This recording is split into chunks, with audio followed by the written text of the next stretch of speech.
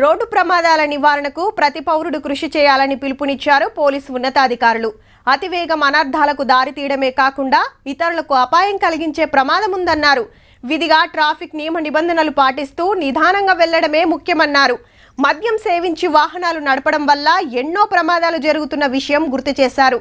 అందుకే కఠిన చర్యలు గైకొన తప్పదని వెల్లడించారు పోలీసులు. తెలంగాణ ఉత్తమ డ్రైవర్ అన్నలంతా మంచిగినాలకి ముచ్చట. సుక్కేసి బండెక్కినా తొవ్వ మా తాత జాగిరని రాకెట్లే కురికినా రాంగ్ రూటే రైట్ రూట్ అని దంచినా మీ లైసెన్స్ క్యాన్సిల్ అయితే సుమా చెప్పిరు తీయనేరు.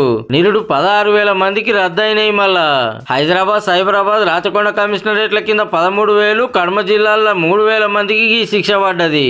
రోడ్ల మీద ఎవల తమాషాలేంది పోలీసులు చూసి పోటోలు కొట్టి కేసు రాసి సీదా ఆర్టీఏ ఆఫీస్ కు పంపి వీళ్ళతోటి తతిమూలకు డేంజర్ ఉందని చెప్పి 6 నెలలు లైసెన్స్ క్యాన్సిల్ చేపించిండ్రు.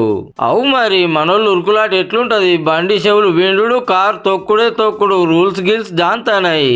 నెత్తికి సిప్ప పెట్టుకోమంటే సీదరా, బాడీకి సీట్ బెల్ట్ చుట్టుకోమంటే బాధ. ముగ్గురెక్కి ఉరుకుతే మురిపం, రోడ్ల మీద కట్లు కొట్టే అల్పం. రిమ్మల బొమ్మ చూపిస్తారు, తోవెంట పోయేటోళ్ళ పరిశాన్ చేస్తారు.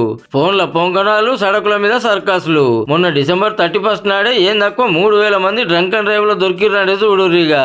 గిట్ల డ్రైవింగ్ లైసెన్సులు రద్దు చేస్తానన్నా జరంత తొవ్వకొస్తారని పోలీసులు ఆపొచ్చిన కావచ్చు గాని మనోళ్ళు మారుడు అంటే చెట్ల మీద ఇస్తారాకులు కుట్టినట్టే.